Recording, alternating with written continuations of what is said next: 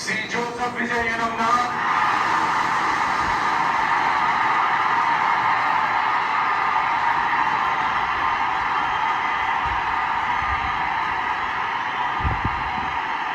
சட்டப்படி அமைக்கப்பெற்ற இந்திய அரசியல் அமைப்பின்பால் உண்மையான நம்பிக்கையும் மாறா பற்றும் கொண்டிருப்பேன் என்றும் இந்திய நாட்டின் ஒப்பில்லாத முழு முதல் ஆட்சியையும் ஒருமையையும் நிலை நிறுத்துவேன் என்றும் தமிழ்நாட்டு அரசின் முதலமைச்சராக உண்மையாகவும் குணச்சான்றின்படியும் என் கடமைகளை நிறைவேற்றுவேன் என்றும் அரசியல் அமைப்பிற்கும் சட்டத்திற்கும் இணங்க அச்சமும் ஒருதலை சார்பும் இன்றி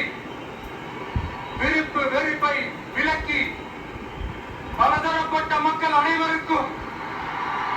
நேர்மையானதை செய்வேன் என்றும் ஆண்டவன் மீது ஆணையிட்டு